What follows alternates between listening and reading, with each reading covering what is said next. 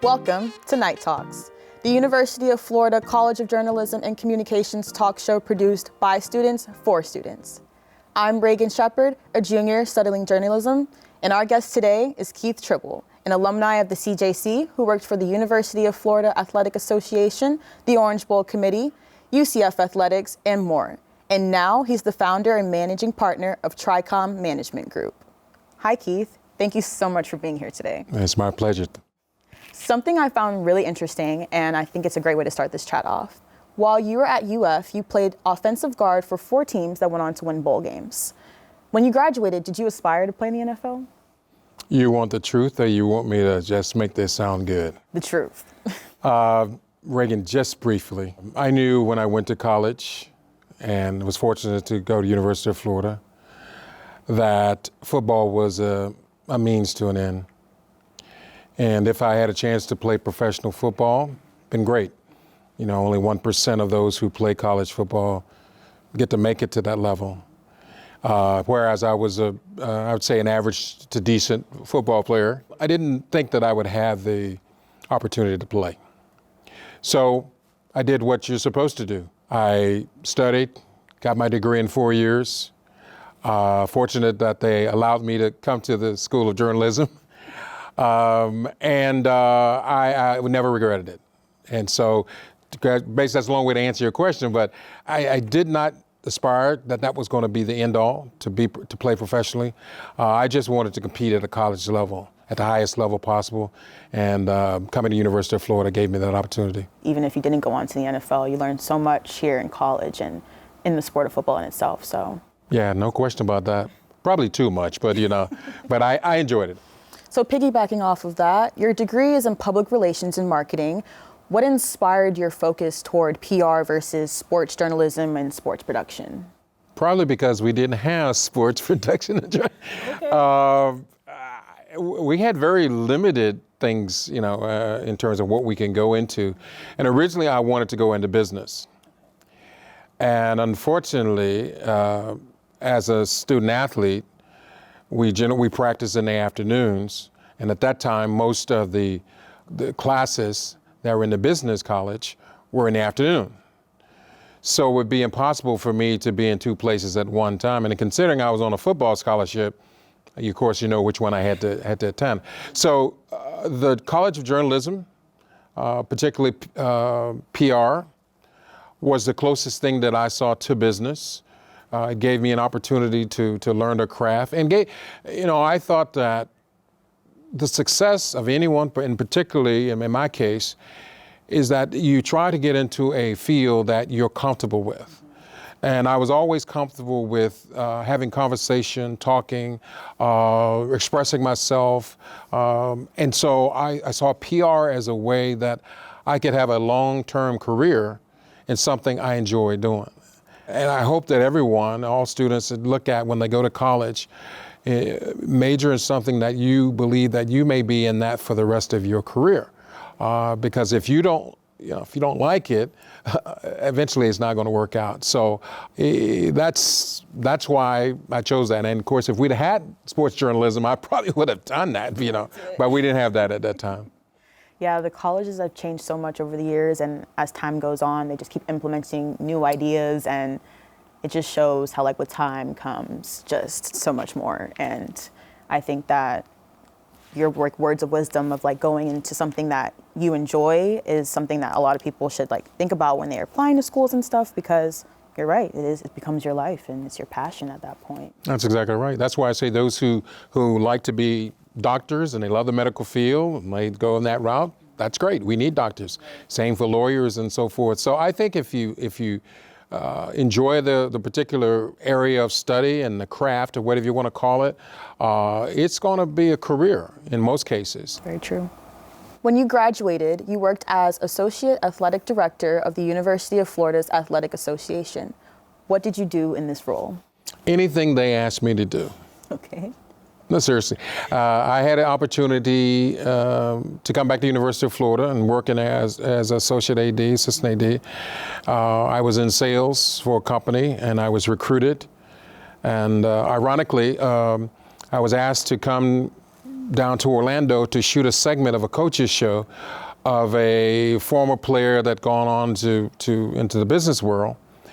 And as a player, I never, obviously never knew that. I never knew that existed. I didn't know they did that. So I fell in love with it. I said, this is something that they do. Maybe that's something I want to look at. Lo and behold, I was contacted after that by the then athletic director, Bill Carr. And he said, would you mind coming and working for the university?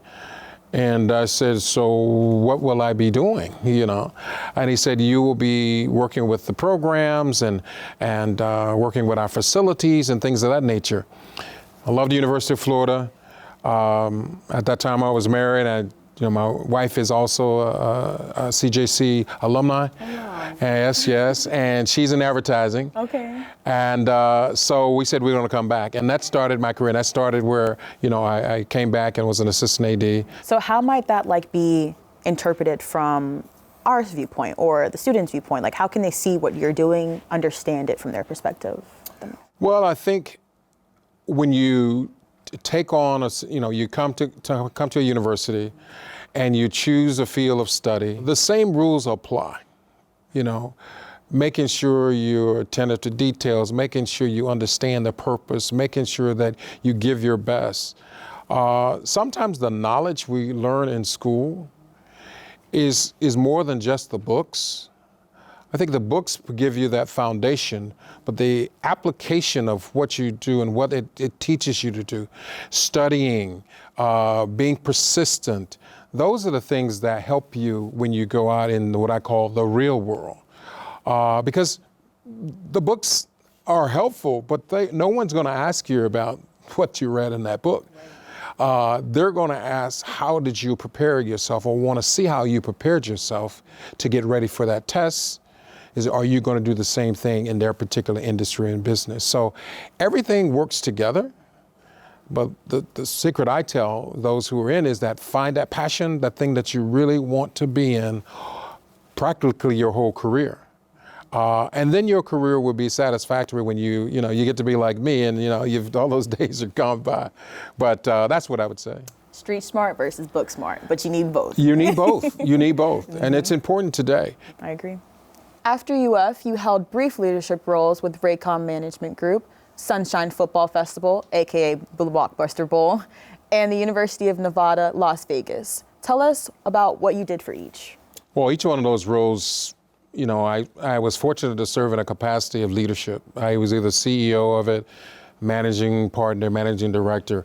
And a lot of that was because of the experience I got in other responsibilities. University of Florida, where I almost basically started my career, and working with great people, learning some of the things that they were doing to be successful in the industry. And I was just blessed to be in a lot of different positions. I never went to seek a job. There were always opportunities that folks, approached me about it. And I wanted to do things that were going to really change the landscape, be transformational. I'm a big person on being, setting a standard, high standard, sometimes too high, and never afraid to push for excellence. And so I had an opportunity at a lot of the places I was in my early career to really do that, and independent, because I was calling the shots. So hopefully, I hope that, when history looks at it, they'll see that those places are better today than they were, when I had that, because, I had some slight hand in making that happen. Something you said really caught my eye. You said you never went out seeking for a job, but they always found you. The opportunities always found you. And an idea that's kind of going around today is the energy that you put out is what you're going to attract. No question about that. Do you think that your mindset in terms of your career and what reality you wanted to become yours. Do you think that is what allowed these opportunities to come in because your mindset, you were more focused and you were intentional with things that you were doing? I think you said all of it. I mean, I believe that's in my, where I can really look back at the success that I've had over my career is that I put all those together. You know, I was a very practical, believed in excellence, intentional about what I did. What was really important, the critical part, was relationships. Because success in any business or any operation or whatever you want to call it is based on relationships that you have, you create, you develop. And we're in a people business. And no matter what we do with machines and what we do with, we need people.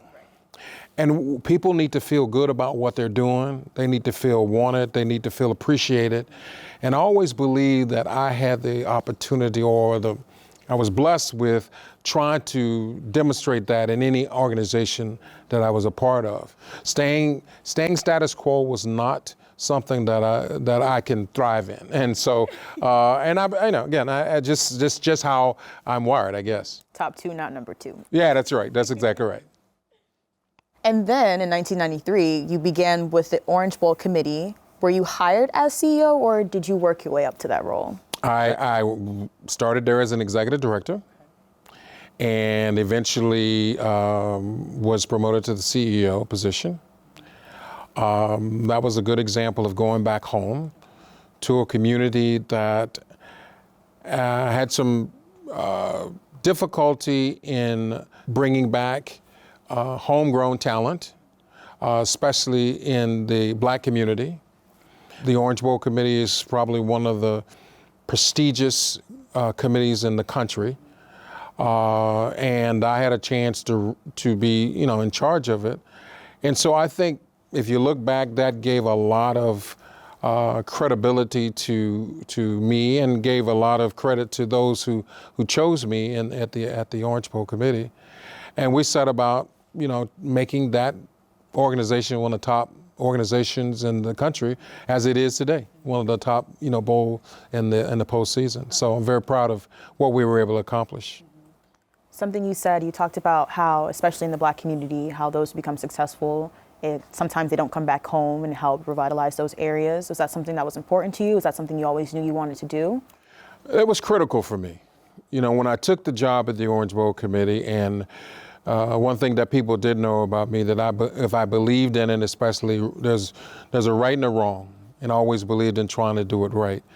That doesn't mean that people are going to accept that. It just means that if that's who you have to stand behind, that you want to do it right to the best of your ability. And I made a statement. I remember the opening when I was being hired, and I said, I want to make sure that this community is represented in this committee, meaning we have all, of course, if you know Dade County, you have a lot of large Hispanic, African Americans, obviously Anglo-white, and we all need to be represented because we all have to do things to move this community along. And so the organization didn't represent that when I took over it. It did not represent the community in terms of, and so I set about saying that I would do that. Now, that was dangerous, in the sense that, I just taken the job and I declared that I'm going to change the structure, but that's what I believed in. And my whole thing is that if that belief is not good enough for this organization, then maybe I shouldn't be there. And I was okay with that. And I was fortunate enough to stay there, I think 13 years, so I guess I did something right. And changing the narrative starts with the belief that you can change the narrative. Yes. Very true. As CEO of the Orange Bowl Committee, what did your job entail? What were some of the biggest impacts and biggest challenges you faced? Well, I think probably the biggest challenge that we had was staying relevant in the bowl system. That was always an issue, is that would we have enough resources to stay relevant? And being relevant was important to me. It's important to our community. Everything else was doable. It's just that important part, because if you're not in it, then you cease to exist. Exactly. And so that had to be an important thing that we always kept our eye on. What do we have to do? What was needed to remain relevant in this whole system? And it's funny that you say that, because as a journalism student, that's one of the things that they teach us is relevancy. When you're reporting on things, is it relevant? Is it relevant? And if it's not relevant, reporters aren't going to report on it, and it's not going to get out there into the world. So that's exactly right. Fact. You have this amazing position in your hometown of Miami. What lured you to Orlando to take over UCF as the executive vice president and director of athletics? I think in everyone's, you look at a career that everyone has and they look at their progression. There's those check boxes. You say, well, I've had this opportunity, I've done this and I've done that. And when the opportunity came, I was in the state of Florida, which I love. And it was a very new budding university that was looking for a way to find its place. And I had contacts and relationships, so it was a good fit. It was a good fit for us. And again, and being in the state of Florida, being closer to Gainesville, where I can go up to Gainesville every now and then, that didn't hurt at all either. Mm-hmm. So speaking of UCF, what are some of your proudest accomplishments while there? Well, I think one of the things that, when I got there, it was a university that was still young, but it's a university that's very young. And they were amongst giants. When you talk about, our college, University of Florida, you talk about Florida State, you talk about Miami, those are established, iconic universities in this state. I mean, and so you ask yourself, where do we fit? Yes, South Florida was here, but they were in a very rich area of Orlando, between Miami and Gainesville and Tallahassee. So they wanted to find their niche and find it. And of course, the success of schools in Florida, even though academically they're very well, especially University of Florida, their sports teams are the ones that are, they're known for. So the challenge was there to get the sports team to a point where they have a chance, which they now have. They're going into the Big 12 to get into, the big level. So being able to raise the profile of the program, particularly the student athlete experience, the student athlete academic, when we were there, each one of the sports averaged about 3.3 GPAs. And that was important because, again, 90% of them will not play any kind of professional, even though some of football and basketball were looking to try to do that. They didn't, but they had to have something to fall back on. So I think that was one of the problems. Get them into a point where they can get into a big conference, facilities, big, new football stadium, new basketball arena, which had never been done by any university in the state of Florida, but had to do things that were a little different. I actually have two close friends of mine who are on the track team at UCF, and whenever I go to visit them, I walk around campus and I'm like, I like it. They have a lot of cool structures. The campus is very pretty, and the student athlete population is growing, as I've seen. Yes. And the arena and the stadium, which you played a part and helped fundraising money for. Both of those, yes. It was something I think that really, put the cherry on top for the college and attracting more students. It was. They two things that I think that really the students loved it, and I think other universities followed them on this. Is that they built the dormitories in the north section similar like Disneyland. That's what they called it, Disneyland, because it had the nice, apartments, and that's when everyone was having, I guess, if I remember right, 4 bedrooms to the unit, and the arena was built, and the stadium was built, and it was brand new, and so students loved that. And so even today, at that point, there were over 45, 50,000 students, and I think they're close to 70,000 students now. So it's a huge university, and unfortunately, athletics at that time the university was growing faster than athletics, and that's the case. Athletics, if you're not one of the top, in the top tier conferences, it's hard for you to grow quick. And but I think they've now turned that corner completely, and it's it's one of the, it's a top university now in the state of Florida. So I mean, the Florida State needs to look out now. Just kidding. No, yeah, I was gonna say the Knights are coming. If the Gators never have to worry, but Florida State might have to. We're good here. Yeah, we're good here. After leaving UCF, you became the president and CEO of Jackson Health Foundation.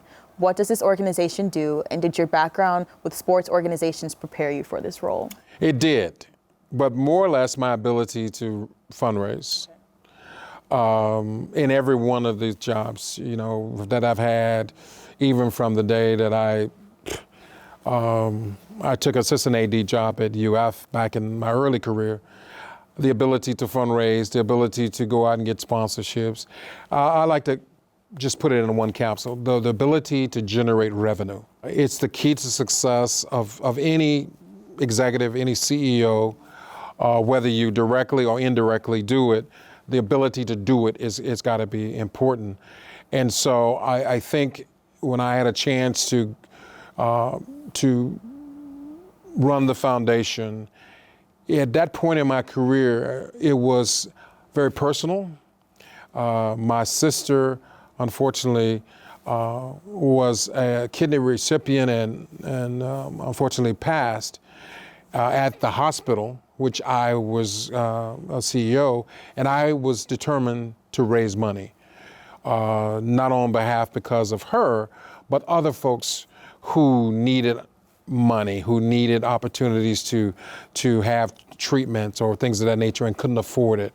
So it was personal. And I guess at some point in everyone's career, especially if you've had a long career, you really start doing things that are more personal to whatever you believe in. Because at that point, usually I say the fourth quarter of a career, you've accomplished most of the things you want to accomplish. You've done most of the things you want to do. And now it becomes what personally is important to you. And so I did that for a number of years. I was able to raise, I guess we raised over $60-70 million over a period of time. And then it was time for another challenge. And so, but you can do that when you're in the fourth quarter, you can just go to another challenge. And they say that our loved ones they can motivate us to bring out our greatest achievements, and they strike a light bulb inside your brain sometimes. Yes. And it's amazing you were able to, turn something that impacted you so deeply into something so amazing. So that's amazing. In 2011, you founded your consulting firm. Tell us about Tricom Management Group and the service you provide. Well, that's probably one of the three that I own, but I wanted to close out the working career back in sports and entertainment and consulting, because as you can imagine, being the number of years that I've been in the space, I had a lot of people across the country would call me for advice or call me to do this. And my wife, because she's the brains in the operation, she said, you should be charging people for this advice. And so I said, you're right. And so that's what I did. And I enjoy it. And I think I've always had the company Tricom, but it really got started in terms of really right in that 2019, 2020, right during the COVID, when it was just one of those things you have to re-examine what you're doing and saying, am I going to just, go 9 to 5 to an office, or do I do something that at the end of the day you can, make a living but yet help someone? So my whole career has been based on that. Unfortunately, people say, you just help too many people. Well, I can't. I have to. That's just how I'm wired.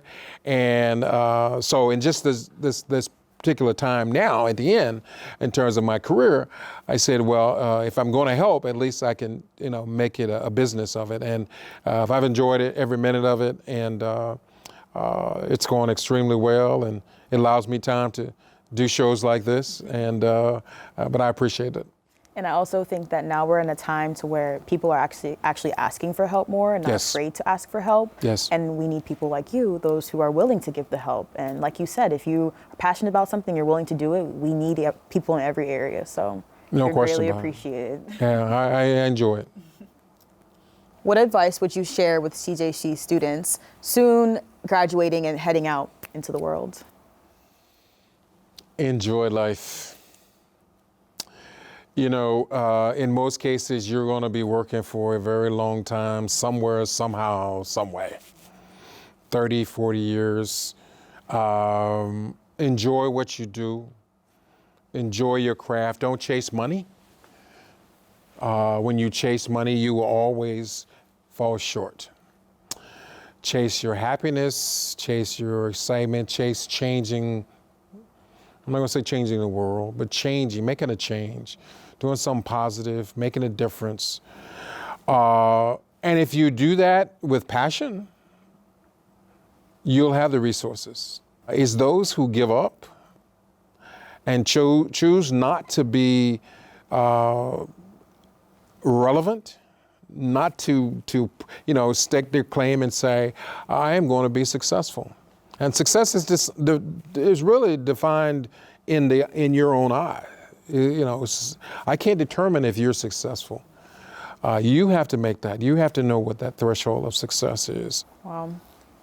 Thank you so much for your insight, Keith, and for everything that you talked with me about today. And I think that what you said about being passionate and following your passion is something that resonated with me, and I'm pretty sure resonated with all of our viewers, because like you said, if you're not in the field of like your career field that's interesting to you, it's going to be boring and you're not going to enjoy it. You're not going to thrive. And I think it just sheds light on how, like you said, don't chase the money, because money will come if you're doing what you're supposed to do. Exactly.